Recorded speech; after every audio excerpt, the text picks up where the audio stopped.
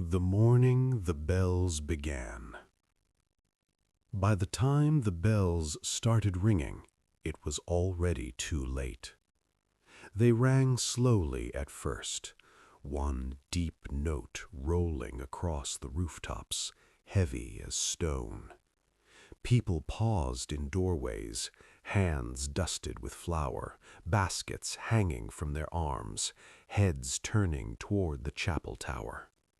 Bells marked time, called to prayer, warned of fire. But this sound was different. It lingered in the air, low and hollow, like a voice calling from somewhere far below the earth. No one knew that the ringing would not stop for months. But that morning, the city was still alive. Dawn had come softly, painting the sky in pale gold and faded blue. A thin mist clung to the riverbanks and drifted lazily between narrow streets, curling around wooden beams and stone walls darkened by centuries of weather. Shutters opened one by one as families greeted the day. A woman leaned from an upper window to shake crumbs from a cloth, watching pigeons scatter across the square below. Somewhere nearby, a baby cried, then quieted as its mother began to hum. The market square filled with the familiar music of daily life, the clatter of carts, the murmur of bargaining voices, the steady chop of a butcher's knife against worn wood.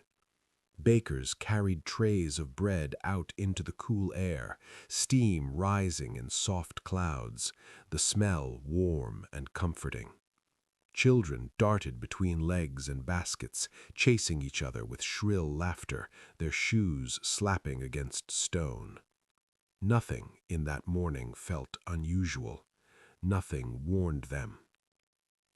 Down at the harbor, the tide was low, exposing dark, slick stones along the shoreline.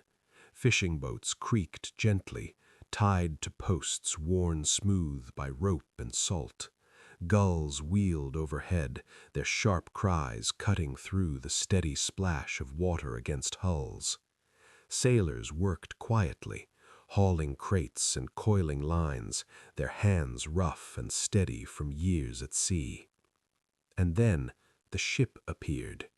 It came without fanfare, drifting into view through the thinning mist just after sunrise. Its sails hung slack and stained, no bright pennants fluttering from the mast. The wood of the hull looked dull, almost gray, as though the sea itself had drained the color from it. No one rushed to greet it. Ships arrived every week, from the south, from the islands, from ports whose names most people in the city would never hear. A dockworker squinted toward it, wiping his hands on his trousers. "They look tired," he muttered. Only a few figures stood on the deck. They moved slowly, leaning against the railing, the shapes unsteady in the morning light. When the gangplank thudded against the dock, the sound seemed louder than it should have been. One sailor stepped down, then another. Their boots struck wood with dull, heavy thuds. One man paused halfway, gripping the rope with shaking fingers, as though the earth beneath him swayed like open water. "Long voyage," someone said with a shrug. "They'll be right once they've had real food." A sailor coughed, a deep, rattling sound that echoed strangely in the still air. A few people glanced over, then looked away. Illness traveled with ships all the time. Fever, chills, bad water, strange southern diseases that came and went like storms. Unpleasant, yes, but ordinary. No one noticed the rats slipping down the mooring ropes. They moved quickly, gray bodies hugging the shadows of barrels and crates. Rats belonged to the harbor as much as boats and fish. They had always been there, scurrying through grain stores and alleys, vanishing into cracks between stones. A few staggered strangely before disappearing into the maze of streets, but no one paid attention. There were always rats. By mid-morning, the bells rang again, slow, heavy, spaced too far apart. People paused, uneasy now, though they did not know why. A woman crossed herself. A man muttered that perhaps someone important had died. Life went on. Bread was sold. Fish were gutted. Children still played in the dust. But something had already entered the city. It walked without footsteps, breathed without lungs, and carried no face to recognize. It passed from hand to hand, from sleeve to sleeve, settling quietly into the warmth of human life. No smoke rose, no army marched, no gates were broken. The city laughed, and death, patient and invisible, walked among them in the morning light. The first strange signs. By afternoon, the harbor had returned to its usual rhythm, and most people had already forgotten the tired sailors who stepped off the ship as if the ground were unstable beneath them. The market still hummed, the baker still swept flour from his counter, the fishmongers still shouted their prices, and the city still felt safe inside its familiar routines. Yet a faint change moved through the streets, like a draft that no one could trace to an open door.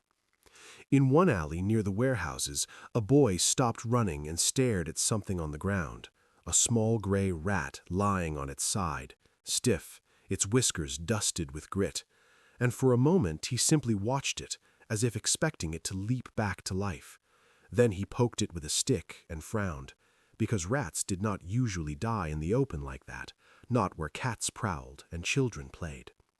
Nearby, another rat dragged itself a short distance, then went still, and a cat that would normally have pounced stepped close, sniffed once, and backed away as if the smell were wrong. A woman passing with a basket wrinkled her nose and muttered about filth, and someone kicked the dead rat into the gutter, and the moment slipped away, swallowed by the noise of the city, but the dead rats did not stop appearing. They showed up behind taverns, near grain stores, under stairways and at the edges of the square, sometimes alone, sometimes in clusters, and always with the same strange stillness, as if something had emptied them from within. People complained, of course, because people always complained, and a few joked that the city was finally winning its war against vermin, yet even the laughter sounded thinner than usual, because something about it felt unnatural, like a sign that arrived without an explanation. As evening approached, the wind shifted, bringing the damp smell of the sea farther inland, and with it came another sound, faint at first, a new layer beneath the normal city noise, the coughs. One cough from a sailor at the docks would have meant nothing, but these were scattered through the streets now, heard behind doors, from open windows, from the shade of an archway where a traveler sat with his head bowed. In a small house near the outer wall, a woman who had visited the market that morning began to feel a tightness in her chest, the kind that made her inhale twice to find a full breath, and she told herself it was only the heat of the day, only tiredness, only the dust that always rose from the road, but her forehead grew hot beneath her hand, and her bones felt suddenly heavy, as if the weight of sleep had arrived too early. Her husband returned from the docks with a sack of grain and noticed how pale she looked in the lamplight, and he asked if she had eaten, and she tried to answer with a smile, but the smile did not sit right on her face. Across the street, an old man who drank wine every evening complained that his joints ached more than usual, and he muttered that the air felt wrong, and his daughter rolled her eyes and told him he was always saying the air felt wrong. But later that night, she sat awake longer than she intended, listening to the subtle sounds of the neighborhood, the occasional groan, the faint cough, the restlessness behind walls, the soft shuffle of feet. The bells rang again after sunset, slow and measured, and people stepped outside with oil lamps held high, looking toward the chapel tower, trying to read the message in the rhythm, because a city learns to listen to bells the way a body listens to its own heartbeat, and when the heartbeat changes, even slightly, the body notices before the mind can explain. Someone said another death had occurred, perhaps two, perhaps more, and no one knew who, and the uncertainty was worse than the news itself, because it left space for imagination to move. By the time the streets darkened and shutters closed, the ship in the harbor sat quietly against the dock like a sleeping animal, and in the taverns men spoke about trade and taxes and politics, yet their voices kept drifting back to the same small questions. Why were the sailors so weak? Why were rats dying in the open? Why did the bells ring as if counting something unseen? That night the city lay down to sleep in the same beds it had always used, under the same roofs, with the same familiar creaks of timber and distant waves, but the air felt different, and the darkness felt thicker, and the first threads of fear began to form, thin as spider silk, stretching quietly from house to house. The first fever. Morning came again, pale and quiet, and for a brief moment the city pretended nothing had changed, because daylight has a way of softening fear, of convincing the mind that night exaggerates everything. Yet inside several homes the new day did not begin with bread and chatter, but with heat, a strange, creeping heat that settled behind the eyes and deep in the bones. The woman who had felt tired the evening before woke before sunrise, her body damp with sweat, though the air was cool. And when she tried to sit up, the room tilted as if the floor had shifted beneath the house, and she pressed a hand to her chest because each breath seemed too shallow, too small to fill her lungs. Her husband touched her forehead and pulled his hand back quickly, startled by the warmth of her skin, and he told her it was only a passing fever, that she needed rest, that he would fetch broth. Yet the reassurance sounded thin even to him, like a promise made in a language he no longer fully understood. Across the city, in a narrow room above a bakery, a young apprentice who had carried sacks of flour all his life suddenly found he could not lift his arms without pain, and he lay back down with a groan, telling himself he would rise in an hour. But the hour passed, and he did not move. Near the harbor, one of the sailors who had stepped off the gray ship the day before did not wake at all, and when his companions tried to rouse him, they found his skin marked with dark swellings at the neck and under the arms, hard and painful to the touch, like knots forming beneath the surface. They whispered among themselves, voices low and uncertain, because they had seen sickness before, storms and hunger and wounds that festered, but this was different, and none of them wanted to be the first to say it aloud. Outside, the city still moved, though more slowly, as if the air itself had thickened. The market opened, but several stalls remained empty, their owners said to be unwell, and the usual laughter sounded strained, the jokes forced, the glances quicker and sharper than before. People noticed how many rats lay dead in the gutters now, their small bodies stiff and scattered like dropped scraps of cloth.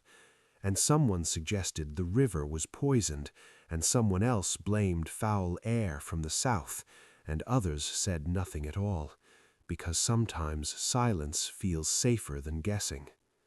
By midday the bells rang again, and this time more than once, and the sound no longer felt like an echo, but like a warning, heavy notes rolling through the streets, entering houses through open windows, settling into the chest like a weight. A cart moved slowly toward the chapel, its wheels groaning, and though the cloth covering its load hid what lay beneath, everyone knew, because the shape of a human form cannot be disguised from those who have seen it before. Mothers pulled children closer as it passed, not out of clear understanding, but from instinct, the same instinct that makes animals fall silent before a storm. Inside homes, the fevers worsened, breaths grew shorter, and the skin of the sick seemed to burn and freeze at the same time, sweat soaking linens while chills rattled through thin bodies. Neighbors who came to check found themselves stepping back from doorways, speaking from a distance, promising help they were no longer certain they could give, because fear had begun to move between people as easily as air. By evening, more doors remained closed, more windows stayed dark, and the sound of coughing rose from different corners of the city like scattered embers glowing in the night.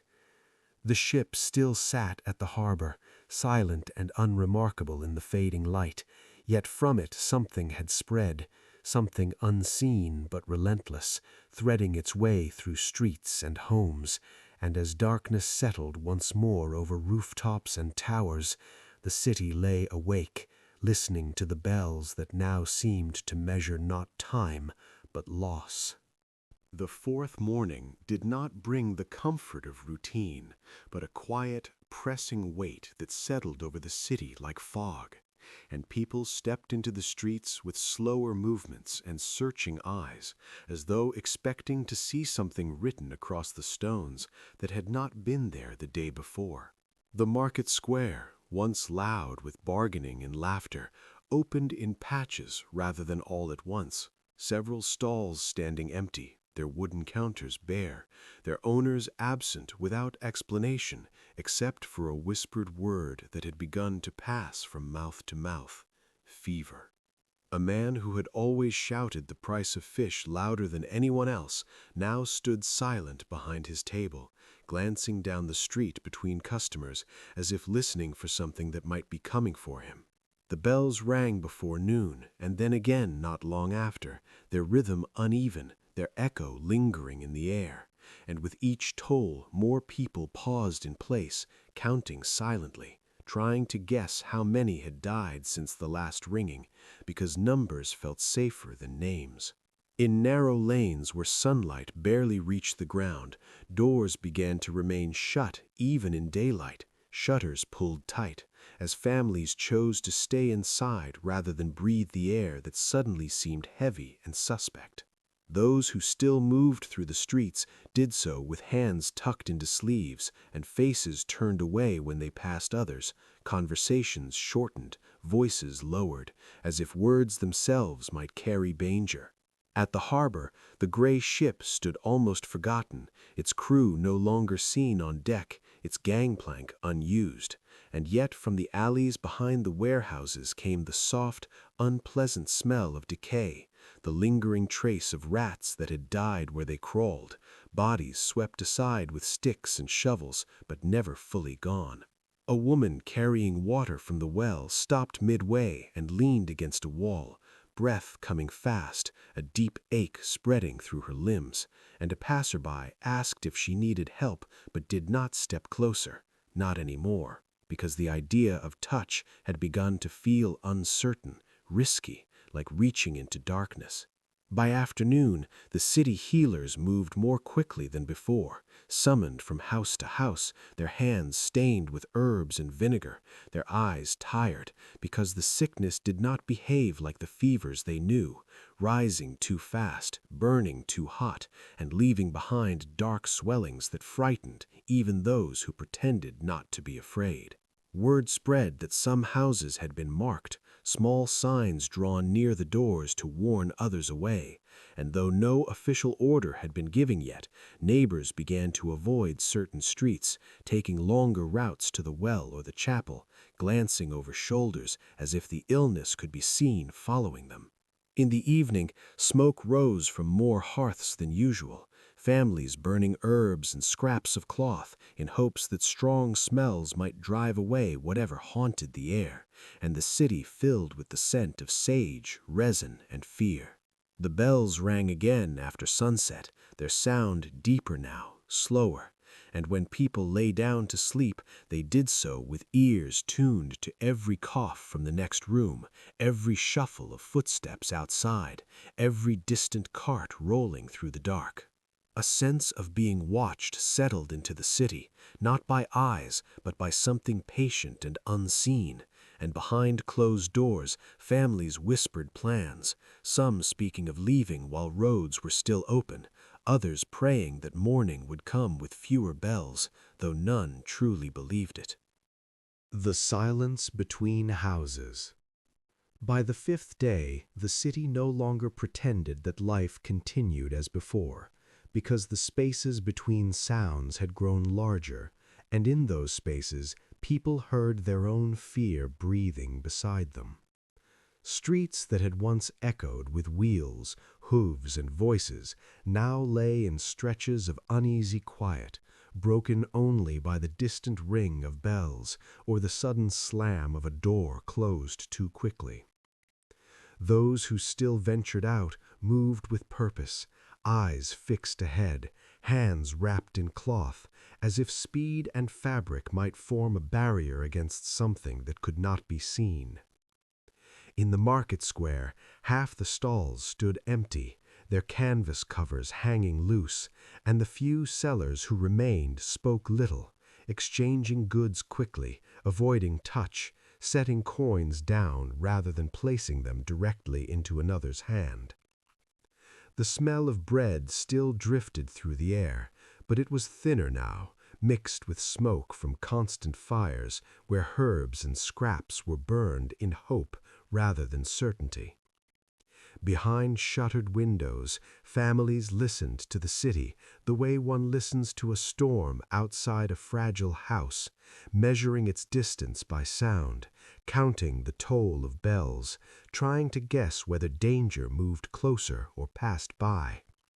A child asked why no one came to play anymore, and his mother pressed him gently back from the window, telling him the streets were not safe, though she could not explain from what. In one house, a man stood at his own door, debating whether to step outside for water, his wife lying feverish behind him, her breathing shallow, her skin hot beneath damp cloths, and the simple act of turning the latch felt like a decision that might change everything. At the harbor, the tide came and went, indifferent, lifting boats and lowering them again, and the gray ship rocked in place like a quiet witness, its ropes creaking softly, its presence a memory no one could erase, though few spoke of it now. The dead rats had grown fewer only because most had already died, their bodies swept aside into piles that were burned or buried hastily, leaving behind a faint, sour trace that lingered in corners and along walls.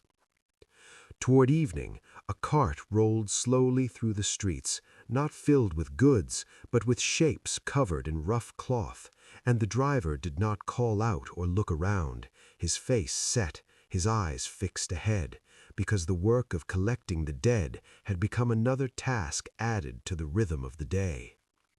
People watched from behind shutters as it passed, some crossing themselves, others turning away, unwilling to count how many forms lay beneath the fabric. When night fell, the city felt smaller, as though fear had pulled the walls inward, and even the stars above seemed distant, cold lights over a place that no longer felt part of the world beyond its gates. Inside their homes, people lay awake listening to the coughs that rose and faded in neighboring houses, the faint groans, the restless shifting of those who could not find comfort, and in the spaces between these sounds they heard the quiet, steady presence of something moving through their lives, without footsteps, without a face, yet leaving its mark on every door it passed. By the sixth day, the city carried a new scent that no fire or incense could fully hide, a sour, heavy odor that lingered in alleys and clung to doorways, the smell of sickness and unwashed air, of bodies too weak to rise and rooms that had not been opened to sunlight in days. People moved through the streets with cloths pressed to their faces, soaked in vinegar or strong herbs, believing sharp smells might guard their lungs, And though the coverings made breathing harder, the discomfort felt safer than bare air. The wells grew quieter, visited only at odd hours, and those who met there stood farther apart than before, lowering buckets quickly, speaking in short, strained exchanges that ended as soon as the rope was wound again.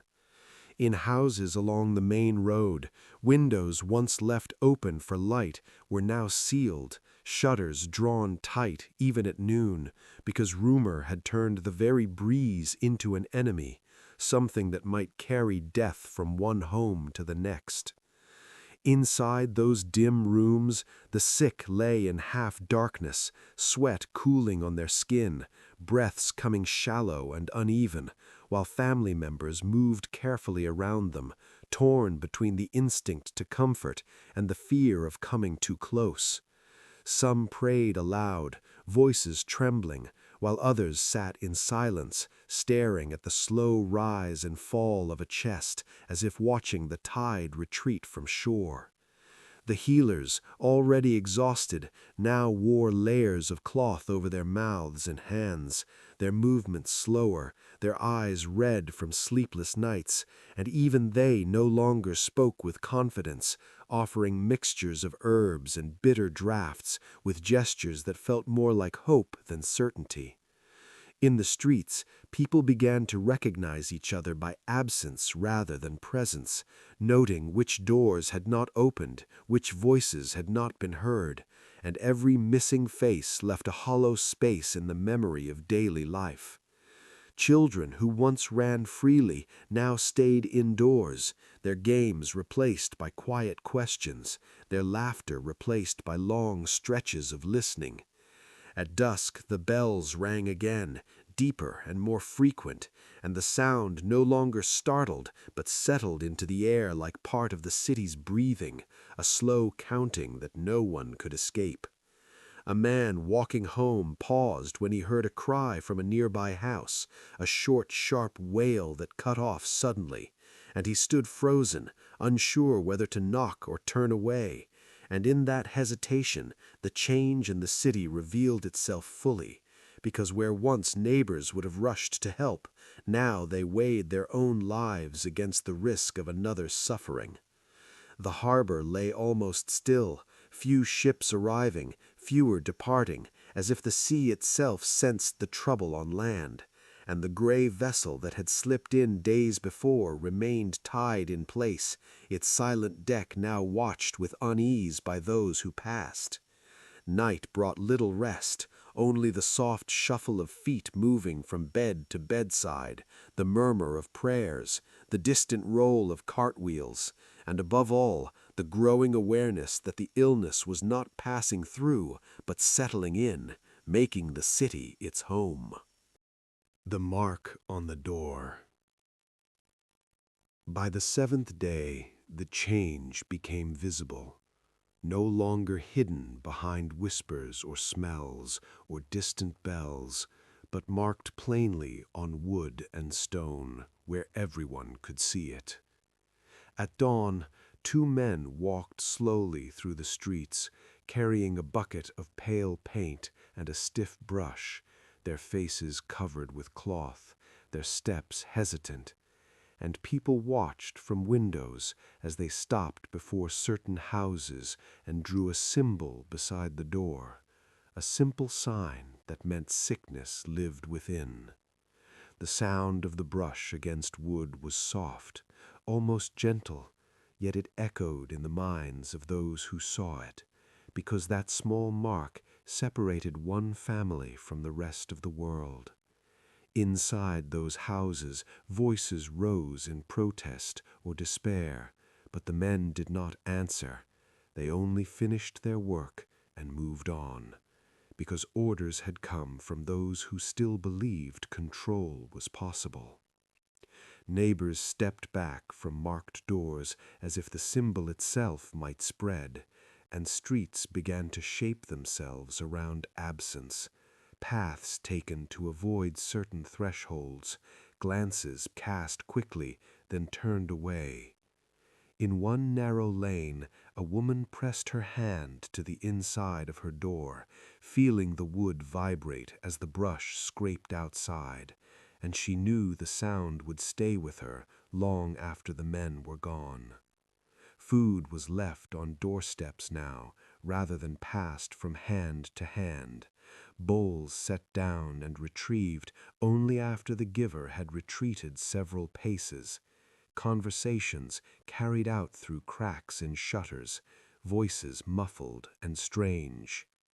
The bells rang again before noon, and this time they did not pause between tolls, their sound rolling continuously over rooftops, a low tide of sound that pressed against the walls of every house. In the market square, what little trade remained had thinned further, and the few buyers moved quickly, eyes lowered, taking what they could carry and leaving without lingering. A dog wandered through the square, confused by the lack of scraps and noise, its paws clicking loudly on stone in the heavy quiet. At the harbor, ropes creaked in the wind and gulls cried overhead, but few humans stood along the docks, and the gray ship seemed less like a visitor now and more like a scar that would not fade. In homes where sickness had not yet entered, people spoke in hushed tones about leaving, about countryside roads and distant villages. Yet rumors said the roads were watched, gates closed, and that elsewhere the same signs appeared on other doors. The sense of being trapped grew slowly, not from walls or chains, but from the understanding that there was nowhere untouched.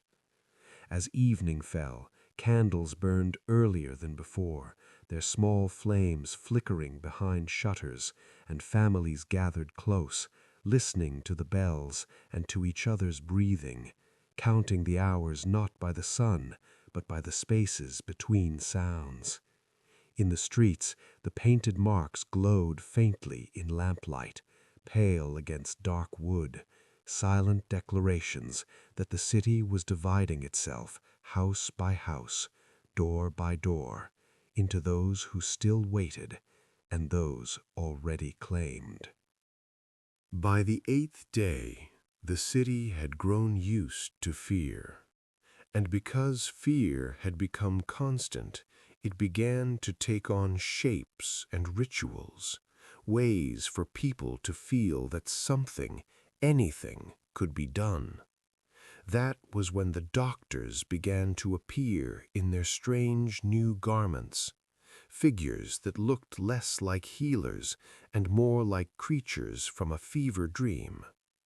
They walked through the streets in long, dark robes coated in waxed cloth, their hands hidden in gloves, their faces covered by masks with long, curved beaks stuffed with herbs and dried flowers, believing the scented air might protect them from the sickness.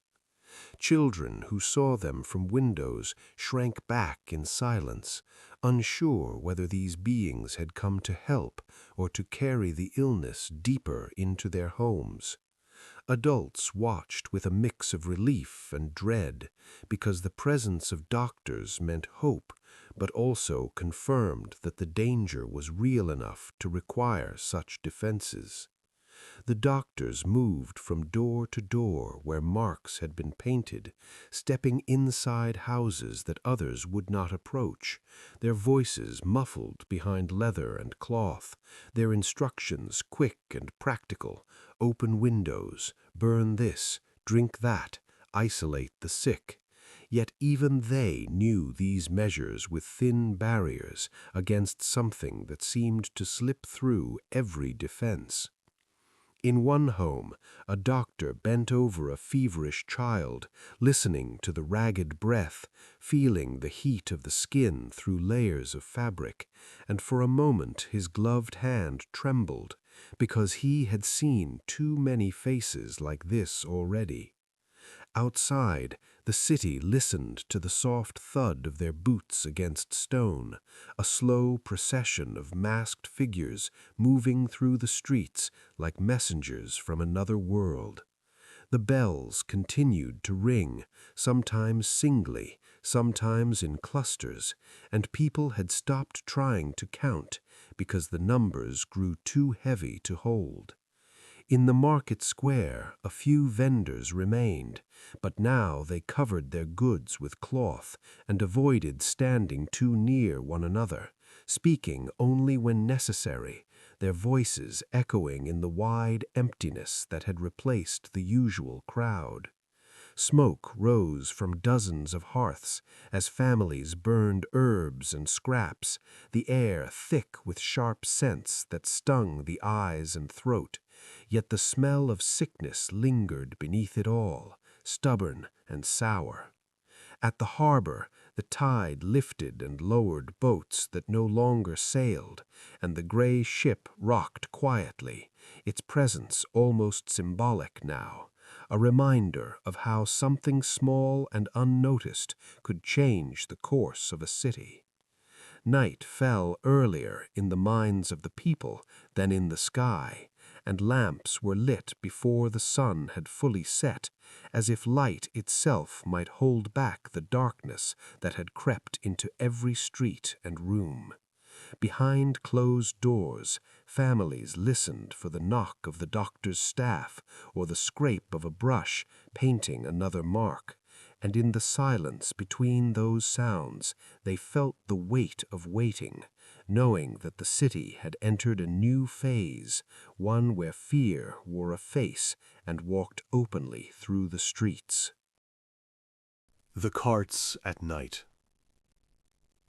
By the 9th day, the city had begun to move in two different rhythms, one slow and heavy under the sun, and another that belonged entirely to the night, when wheels rolled over stone long after doors were shut and lamps had been dimmed.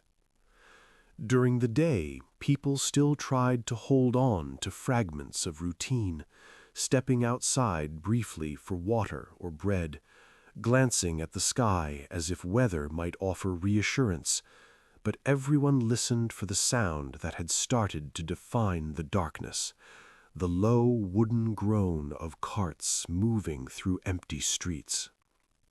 At first, those carts had come only once or twice after sunset, their purpose guessed but not spoken, yet now they moved more often, their drivers wrapped in cloth, faces hidden, calling out in tired voices for the dead to be brought out.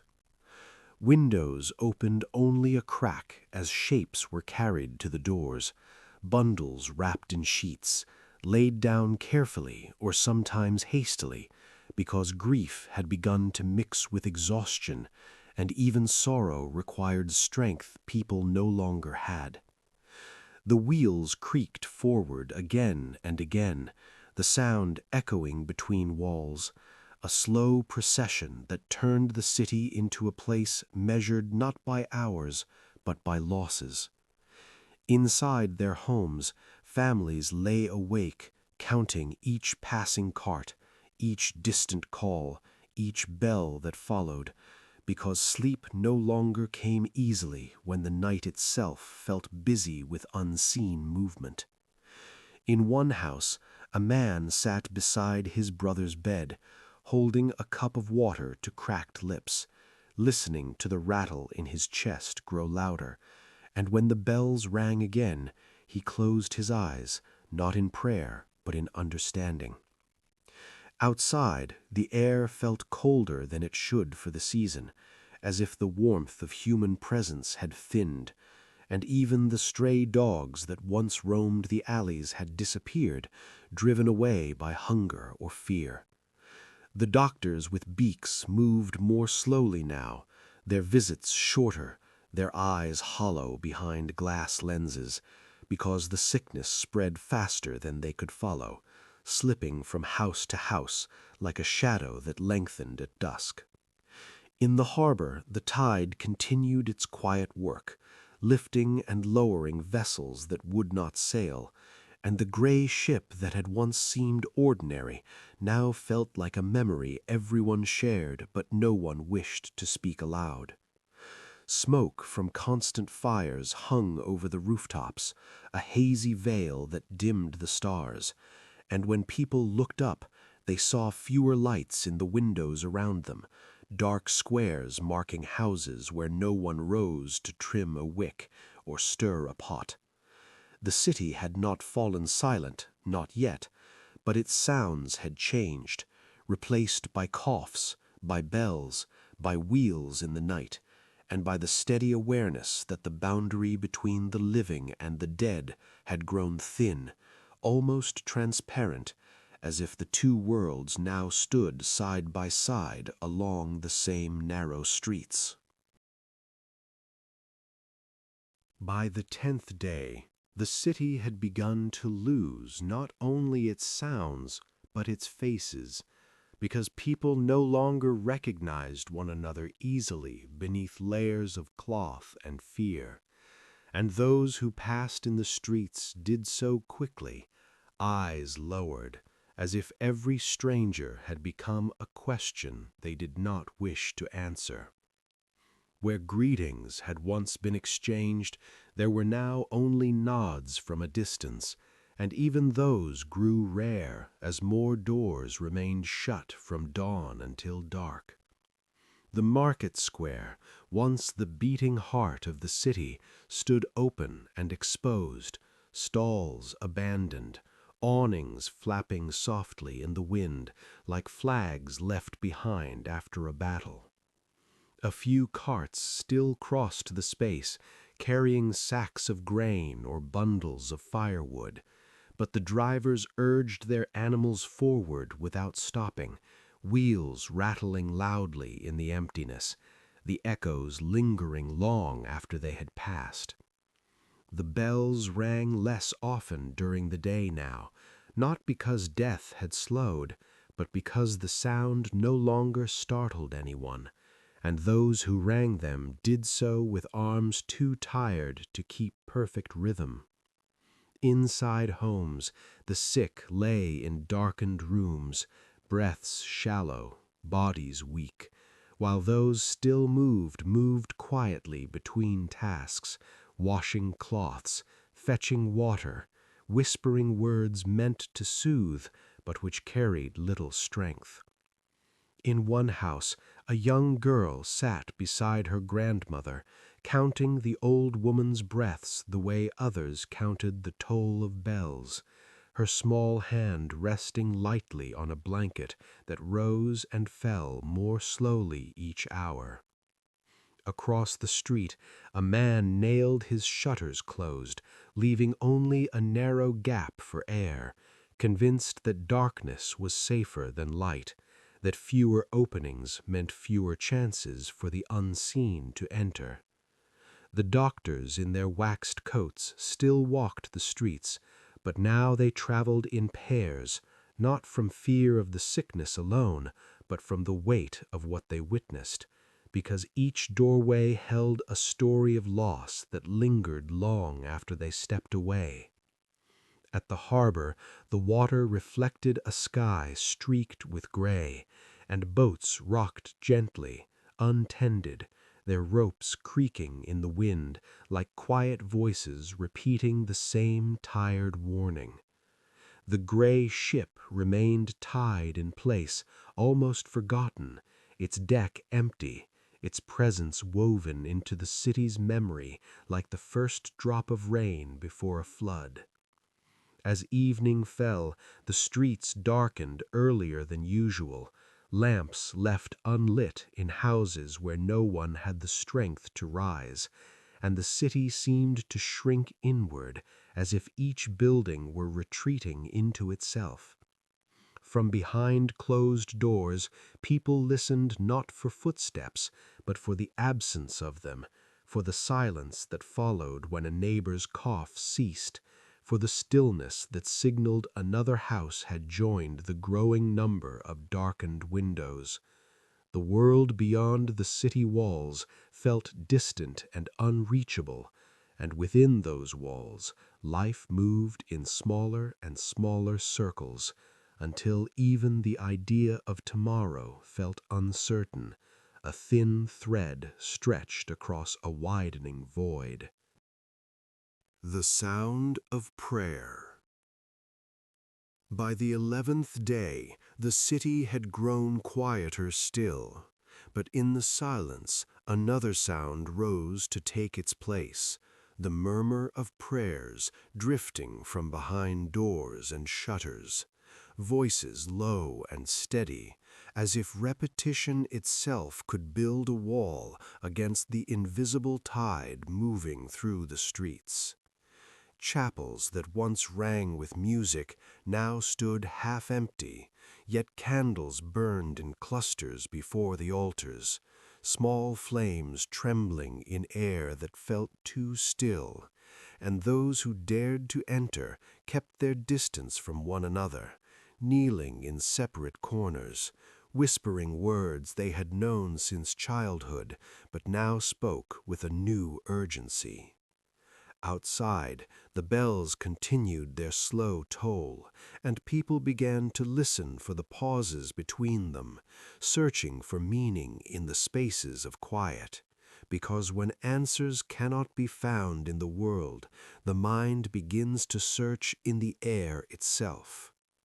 In homes where sickness had not yet arrived, families gathered at dusk to pray together, voices weaving through darkened rooms, children repeating phrases they did not fully understand but clung to as if the rhythm might protect them. In houses already marked, prayers took on a different tone, softer, more desperate, words spoken beside beds where breathing grew faint, hands clasped around fingers that no longer squeezed back. The doctors with beaked masks still walked the streets, but now even they paused at chapel doors, heads bowed briefly before moving on, because no remedy remained that did not depend on hope. Smoke from burning herbs drifted above the rooftops, mingling with the scent of wax and damp stone, and the city seemed wrapped in a thin veil that dimmed the world beyond its walls. At the harbor, ropes creaked and water lapped quietly against hulls, and for a moment the scene looked peaceful, almost unchanged, until the distant sound of another cart reminded anyone listening that the calm belonged only to surfaces. The gray ship rocked gently in the tide, its presence now more memory than sight, yet the story of its arrival lived in every whispered conversation, every fearful glance, because people needed a beginning for what had no clear end. As night deepened, windows flickered with candlelight, tiny stars in a sky that had come down to rest on rooftops, and from house to house the murmur of prayer rose and fell like a tide of voices, each one hoping to be heard beyond the heavy air that pressed against the city. The roads that led nowhere. By the 12th day, the idea of escape had begun to spread through the city like a second fever, whispered from house to house, carried in hurried conversations at wells and doorways, because when a place becomes filled with fear, the mind turns instinctively toward the thought of distance, of roads that lead away from bells and smoke and marked doors. Some families packed what they could carry, wrapping bread and cloth in bundles, gathering coins, lifting children into carts that creaked under uneven loads, their faces set with a quiet determination born of desperation. They moved toward the gates at dawn, hoping to slip out before watchmen noticed, believing that open fields and clean air might offer safety that stone walls no longer could.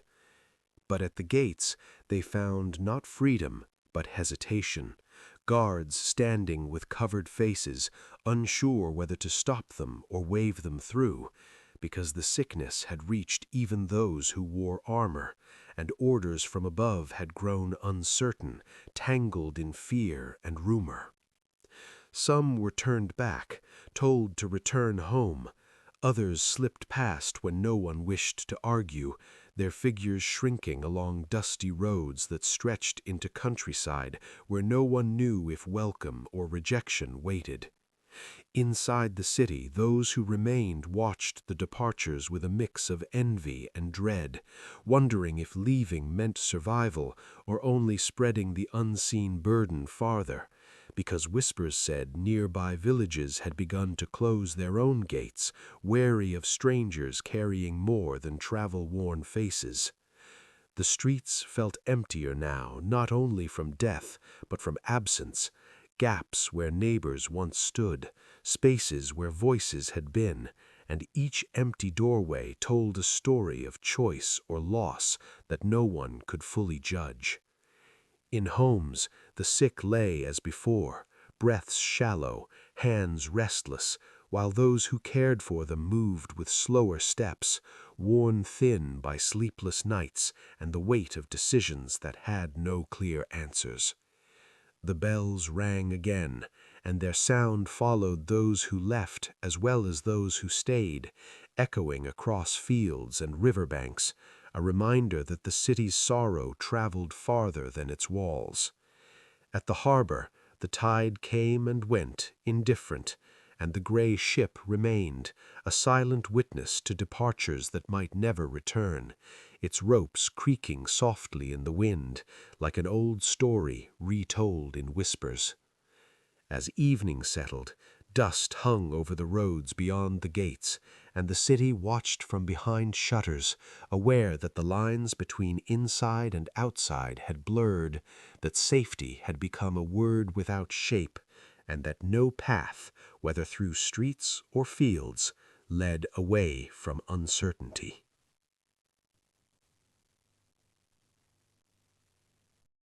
The roads that led nowhere. By the 12th day, the idea of escape had begun to spread through the city like a second fever, whispered from house to house, carried in hurried conversations at wells and doorways, because when a place becomes filled with fear, the mind turns instinctively toward the thought of distance, of roads that lead away from bells and smoke and marked doors. Some families packed what they could carry, wrapping bread and cloth in bundles, gathering coins, lifting children into carts that creaked under uneven loads, their faces set with a quiet determination born of desperation. They moved toward the gates at dawn, hoping to slip out before watchmen noticed, believing that open fields and clean air might offer safety that stone walls no longer could. But at the gates they found not freedom, but hesitation, guards standing with covered faces, unsure whether to stop them or wave them through, because the sickness had reached even those who wore armor, and orders from above had grown uncertain, tangled in fear and rumor. Some were turned back, told to return home. Others slipped past when no one wished to argue, their figures shrinking along dusty roads that stretched into countryside where no one knew if welcome or rejection waited. Inside the city, those who remained watched the departures with a mix of envy and dread, wondering if leaving meant survival or only spreading the unseen burden farther, because whispers said nearby villages had begun to close their own gates, wary of strangers carrying more than travel-worn faces. The streets felt emptier now, not only from death, but from absence, gaps where neighbors once stood, spaces where voices had been, and each empty doorway told a story of choice or loss that no one could fully judge. In homes, the sick lay as before, breaths shallow, hands restless, while those who cared for them moved with slower steps, worn thin by sleepless nights and the weight of decisions that had no clear answers. The bells rang again, and their sound followed those who left as well as those who stayed, echoing across fields and riverbanks, a reminder that the city's sorrow traveled farther than its walls. At the harbor, the tide came and went, indifferent, and the gray ship remained, a silent witness to departures that might never return, its ropes creaking softly in the wind, like an old story retold in whispers. As evening settled, dust hung over the roads beyond the gates, and the city watched from behind shutters, aware that the lines between inside and outside had blurred, that safety had become a word without shape, and that no path, whether through streets or fields, led away from uncertainty. By the 14th day, the bells had become the city's true voice, louder than markets ever were, more constant than the tide at the harbor, their heavy tones rolling across rooftops from dawn until night, until people felt them not only in their ears, but in their chests, as if each toll pressed gently but firmly against the heart.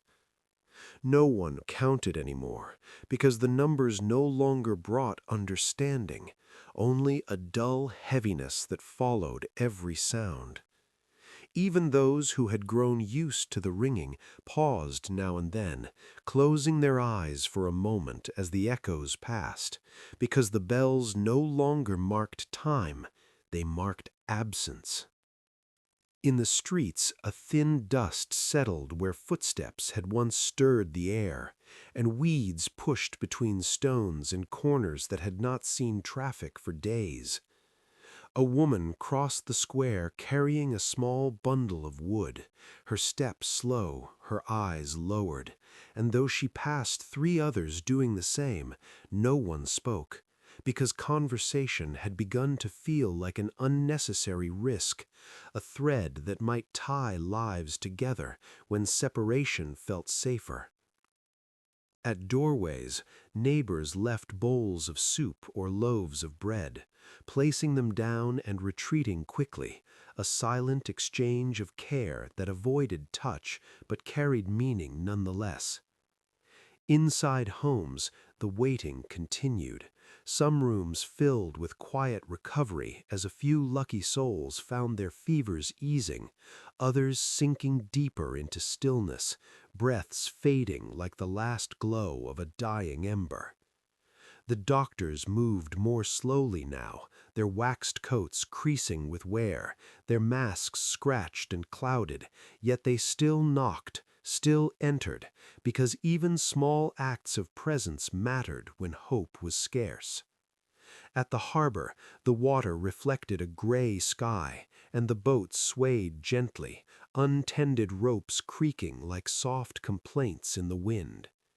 The gray ship that had arrived so quietly weeks before seemed now like a story told in whispers, its outline blending with the other vessels, yet everyone knew which one it was, as if the wood itself carried memory. As evening approached, the bells rang again, longer this time, and their sound drifted through open shutters and cracks in doors, settling over families gathered around dim lamps, and for a moment even the cough seemed to pause, as though the city itself held its breath to listen. When night finally came, the streets lay nearly empty, lamps flickering behind fewer windows than before, and the air felt heavy with the weight of all that had changed, a stillness so deep it seemed to press down from the sky itself. By the 15th day, the city had entered a strange stillness that felt less like rest and more like exhaustion, as if the streets themselves had grown tired of holding so much sorrow. Morning arrived without the usual signs of life, No carts rumbling early, no calls from vendors setting up their stalls. Only a thin gray light spreading over rooftops and the soft creak of wood as houses shifted in the cool air. In many homes, the sick who had burned with fever days before now lay motionless, their breathing either eased into shallow recovery or slipped away entirely, and those who kept watch beside them moved with the quiet care of people afraid to disturb the fragile line between life and death. The bells rang again, but their sound seemed to fade more quickly now, absorbed by walls that had heard too much, and even the birds that once gathered in the square were fewer, their absence leaving the sky oddly empty. A man stepped outside to draw water and paused in the middle of the street, listening, because for the first time in days he could hear the wind clearly moving between buildings, a lonely, hollow sound that reminded him how large the city was and how few voices filled it now. Doors that had remained shut for days opened briefly, cautious faces peering out, searching for signs of change, yet no one lingered long, because hope had grown delicate, easily broken by a single cough from a nearby window. At the harbor, the tide moved as always, brushing against hulls and pulling away again, and the ropes of idle ships creaked in a rhythm that felt older than fear, a reminder that the world beyond the walls still turned, even if the city felt suspended in place. The gray ship remained, its deck empty, its presence almost ordinary now, woven into the landscape of loss like a scar that no longer surprised but never healed. Smoke from hearths rose thinly into the sky, fewer fires burning than before, and the scent of herbs had faded, replaced by the plain smell of damp stone and cold air. Inside homes where some had survived the first wave of sickness, people began to sit up again, weak but breathing, their eyes adjusting to light that seemed brighter than they remembered, while in other rooms beds stood empty, sheets folded or left as they had been, silent reminders of those who would not rise.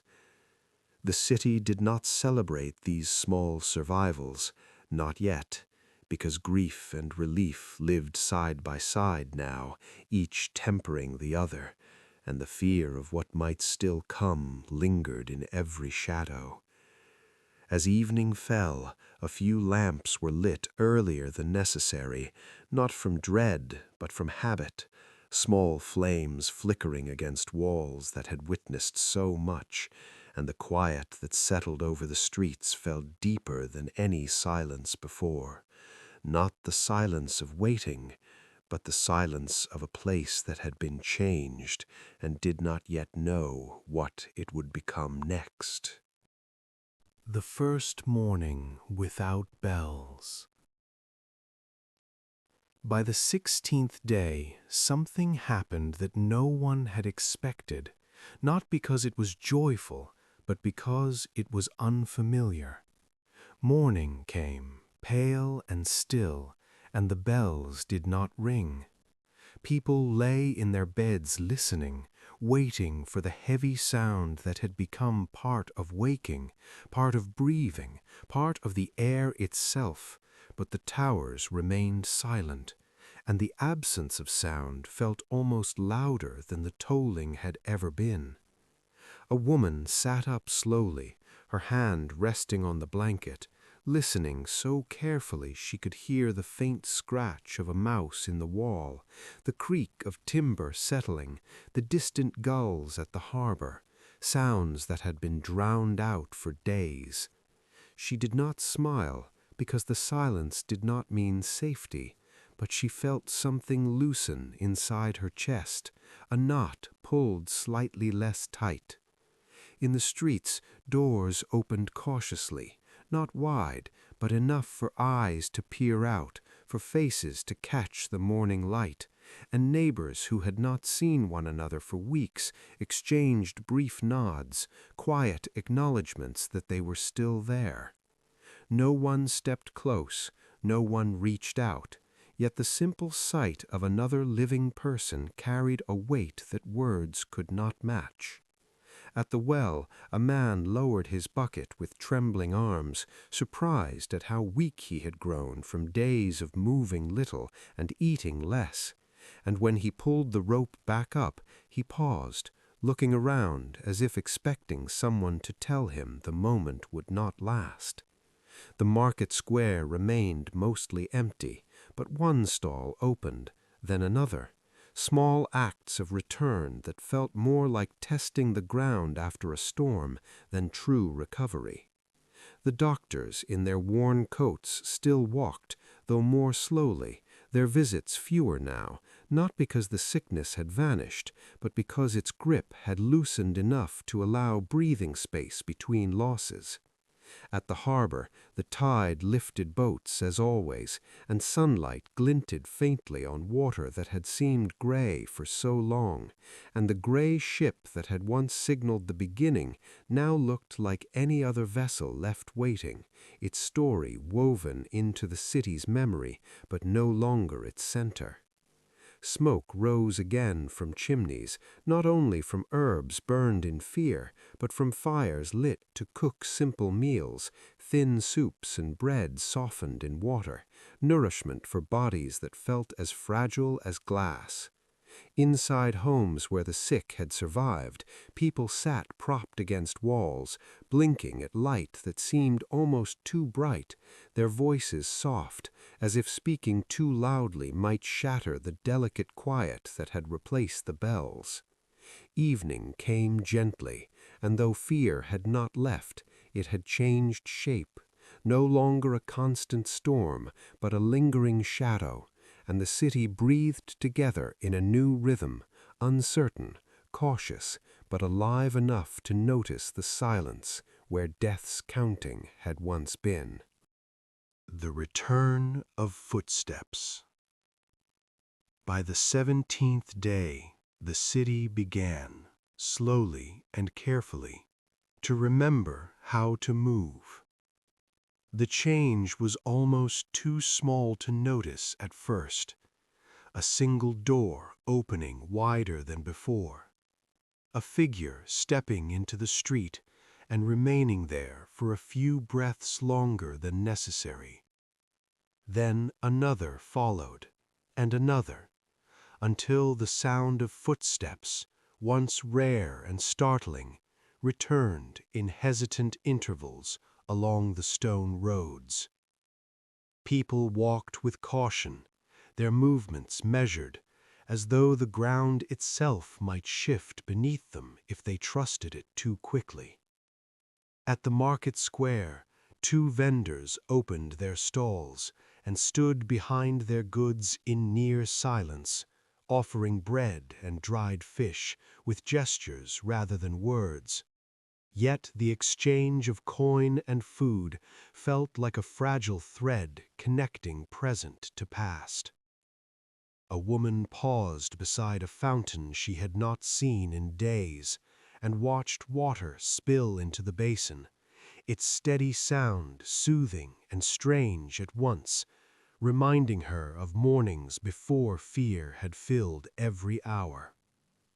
The bells still remained silent, and though many glanced toward the tower more than once, they did not wish to disturb the quiet by speaking of it. At the harbor, ropes were checked, boats inspected, and sailors who had remained ashore stretched stiff limbs as they looked out toward the water, unsure whether to prepare for departure or wait for further signs. The gray ship, once a symbol of dread, now seemed worn and ordinary, its sails slack, its story already fading into the background of larger losses. In homes where survivors had begun to sit upright, light was allowed in again.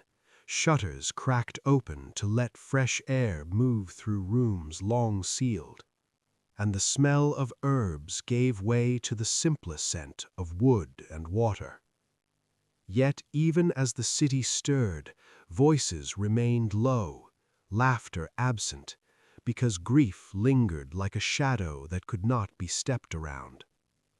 At dusk, families gathered outside for the first time in days, standing several paces apart, sharing brief words about who had endured and who had not, each name spoken with care, as if saying it too loudly might break the fragile calm. The city did not feel healed, not yet, but it felt awake, like someone rising after a long illness, unsure of their strength, but aware that the world still turned beyond the window. The spaces they left behind. By the 18th day, the city was no longer silent, yet the sounds that returned moved around empty places that could not be filled. Doors opened, markets stirred, voices rose again in quiet exchanges, but every street carried gaps where lives had once stood, spaces that remained like shadows even in full daylight. People walked more freely now, though still at a distance from one another, and as they passed houses long closed, they could not help but glance toward windows that would never open again. A man paused before the door of a friend he had shared bread with every week for years, his hand hovering near the wood, unsure whether to knock out of habit or turn away out of understanding. In the square, children who had been kept indoors for days stepped cautiously into the open air, their laughter hesitant at first, as if they had forgotten how loud it was allowed to be. The sound startled birds into flight and brought tears to the eyes of those who heard it, because joy now arrived wrapped in memory. The market slowly took shape once more, a few stalls filling with vegetables, bread, and small goods, yet the vendors spoke softly, mindful of the faces missing from their familiar circle. At the harbor, sails were lifted for the first time in weeks, ropes tightened, and boats pushed into open water, their crews glancing back toward the city as if uncertain whether to feel relief or guilt at leaving. The gray ship remained tied in place, a silent witness to all that had changed, its presence now more symbolic than feared, a reminder of beginnings that no one could undo. Inside homes, survivors sorted through belongings of those who had not endured, folding garments, stacking tools, touching objects that seemed to carry echoes of voices and laughter. Every task felt heavy with memory, every corner of a room holding traces of what had been. As evening settled, lamps were lit not out of dread, but from habit, their warm glow returning to windows that had been dark for too long. Neighbors exchanged brief words across streets, small gestures of shared endurance, acknowledging that though loss remained, life had not fully left them. The city did not feel whole, not yet, but it breathed again, each step forward carrying both the weight of absence and the fragile promise of continuation.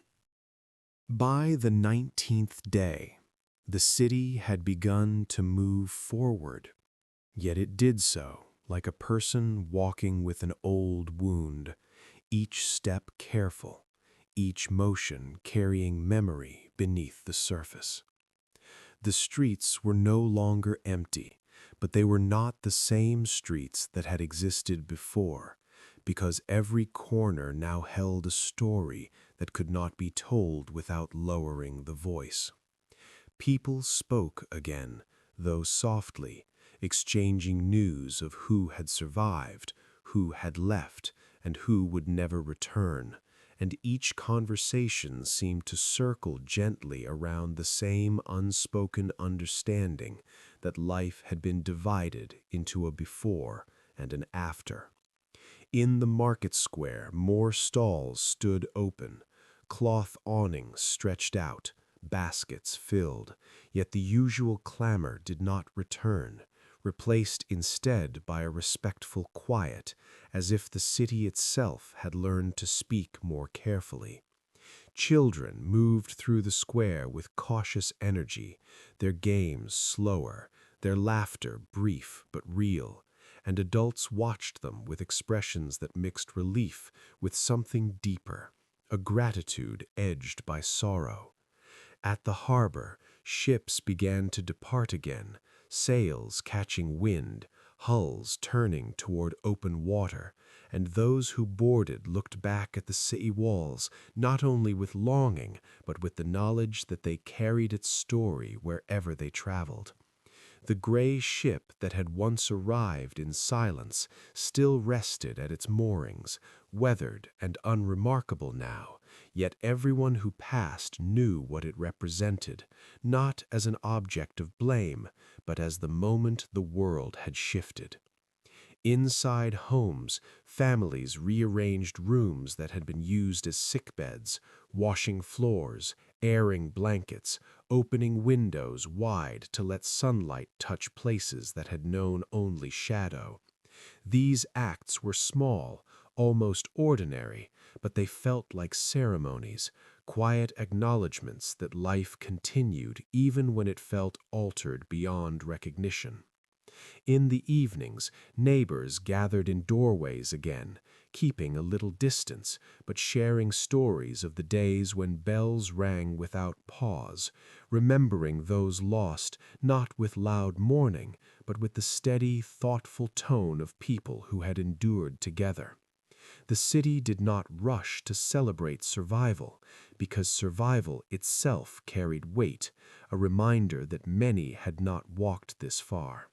Instead, it moved slowly, step by step, learning once more the rhythm of trade, of conversation, of light fading into night without dread.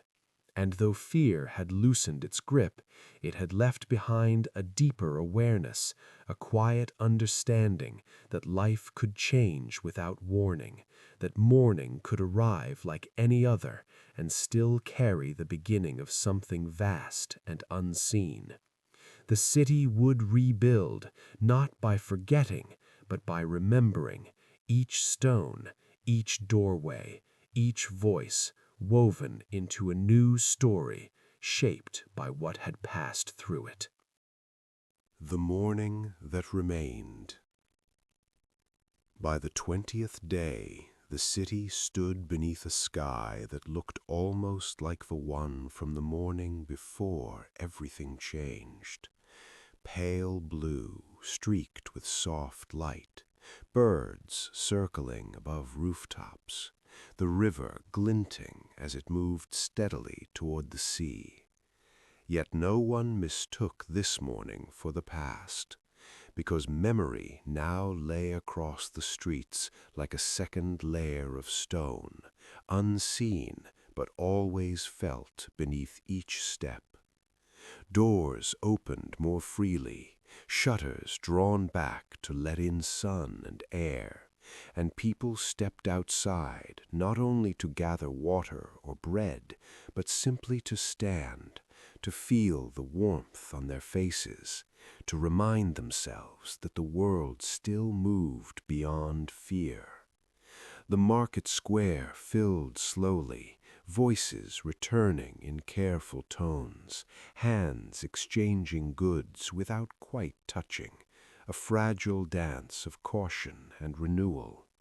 Children ran again, their footsteps quick and bright against the stone, and though their laughter carried an edge of hesitation, it rose high enough to reach windows where older eyes watched with quiet relief.